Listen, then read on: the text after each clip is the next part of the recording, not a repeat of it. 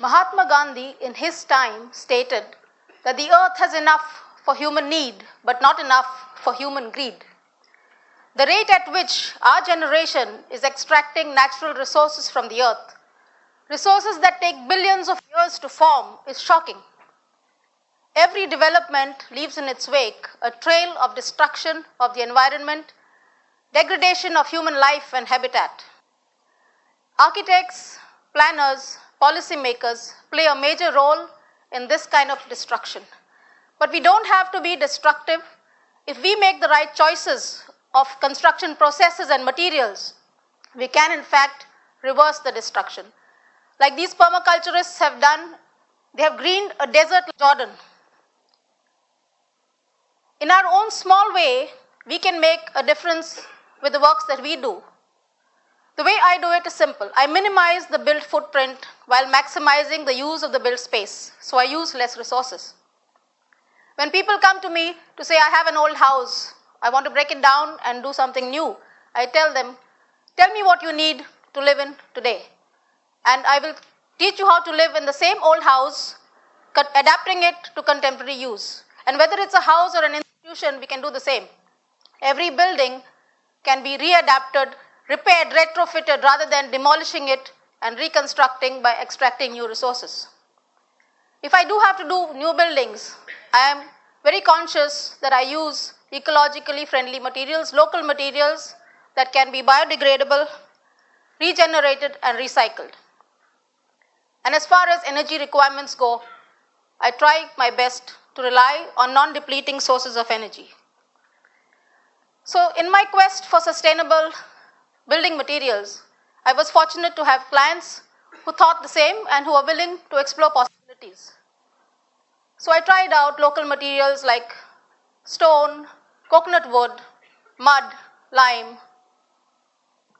We even recycled windows and doors from existing old houses which had been demolished.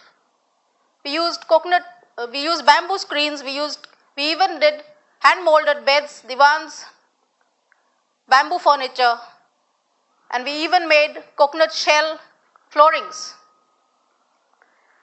And wherever we didn't need walls, rooms that don't need walls, we left them open with just a roof and a plinth.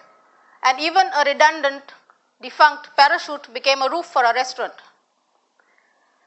And the end result was that this was the site when we took it on, and this was what we did with it.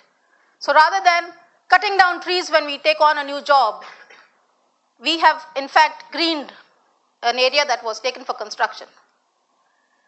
Throughout my quest for materials, I found, and in my studies, I found that historically we have one material that has been primordial element for building through time, and this has been mud. Excavations in the Indus Valley civilization and various civilizations around the world have shown that mud structures have withstood the test of time, and even reservoirs for water have been built with mud.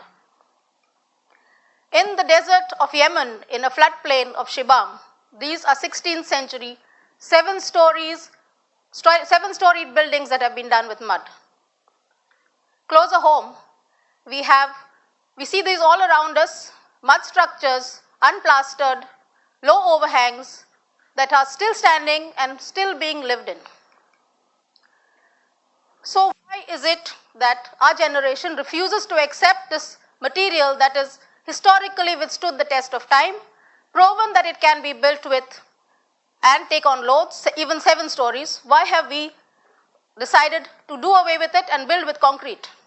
It is because social perception of what we have seen in our recent times, mud houses are supposed to be for the underprivileged.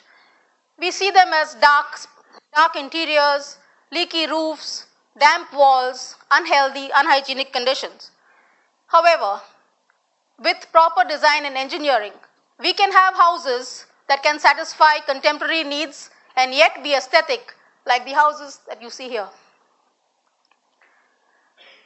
So realizing that our education did not equip us to build with these mud houses, build with mud, I decided to take a course at Development Alternatives in New Delhi. This building itself, the building of Development Alternatives, has been built with mud brick, compressed soil blocks. And it was a demonstration piece for all of us students there when we went to learn. We were taught how to soil, we were taught how to build domes, arches, all kinds of elements of a building, and we made the soil blocks on the site ourselves. And we had to take soil, architects from all over the country came with different kinds of soil, and I was happy to learn that the laterite soil that was taken from Goa was the best in terms of soil variance for building without the addition of any stabilizers. So when I came back to Goa, I decided that I should tell my clients, instead of building with the regular brick and mortar, we should go in for mud. However, my colleagues ridiculed me for a while. They said that I was being suicidal because, first of all, our fees are related to the cost of construction, and mud costs nothing. Okay? Secondly, they said I was going to be homicidal because on the first monsoon, the house would wash off.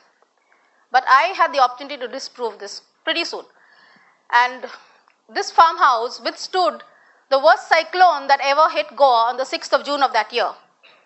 Only a small 3-inch portion of the wall was washed off, and that too because the country tile roof had blown off, portion of it, and we had not yet finished rendering the wall. That means plastering the wall. So with this existing house now, I had a demonstration piece to show to other people of how we can really build with mud even in a high monsoon climate of Goa. So mud for construction of a mud house is taken right from the site. All portions that need to be excavated, like sumps, septic tanks, and foundation trenches, give you enough soil to build the entire house with, and surplus, which you can share with the neighbors if you feel like. And excavated portions and pits can also be used in the landscape as event decks, amphitheaters, water harvesting areas, natural swimming pools. And the process is very simple. You just need 3 dedicated people, 2 to get into the shuttering planks and compact the earth, and 1 to ensure that the compaction is done the way it's meant to be so that it's strong enough to withstand loads.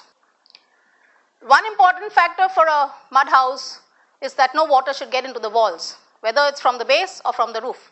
So you protect the walls by putting a good roof. Now if you're using terracotta or something that can break, then you have got to give a good waterproof underlay. And it can even take a concrete roof, though I never suggest concrete, but there are people who can even take on concrete roofs, very thin ferrocement shells. You can put any kind of roof that you want on a mud house. So the volumes and the spaces that a mud house can enclose are as large as you would like them to be, just like our vernacular Goan homes have large halls. So you can see it here that there are large windows, clear-story lighting, all kinds of things that a modern house would have, and you don't need to fear that you'll have a dark, dingy interior. More than anything, the interiors of this house are as cool as 23 degrees through the hottest of summers and the coldest of winters. We've actually tested that. And so you don't need air conditioning and you rarely use fans. Here you can see that we have the bathrooms with concealed plumbing, concealed electricals. You can have all kinds of interiors, contemporary interiors of the way you would live in a house of today. And more than anything, you can personalize your interiors, shape out niches, carve out your seats, and even in the exteriors, the house blends with the exteriors. It looks like a contemporary house. You would never know it was built of mud if I had not shown you those mud slides. Now, for a mud house, the clay is the best plaster because clay absorbs water and it soaks up the water, but it keeps it on the external periphery. It does not let it penetrate inside because the rest of the wall is mud and not clay. So what happens is when the sun comes out, it lets the water go out and the mud walls are protected and structurally are not disturbed. So now what is happening is the government is promoting eco-sensitive structures, eco-resorts, but it's still remaining as a niche project. So these eco-resorts serve to keep our tradition of mud building alive, but they can also serve for us to draw inspiration from. And you can build houses, not just houses, but commercial complexes, institutions, schools, multi-story dwellings. You can build any kind of contemporary building with mud. It should not just stay as a house or a individual residential unit. And the best part is when the house or the mud construction falls to dust, it goes back to the earth where it can be reused by generations and generations. What can be more sustainable than that? Thank you.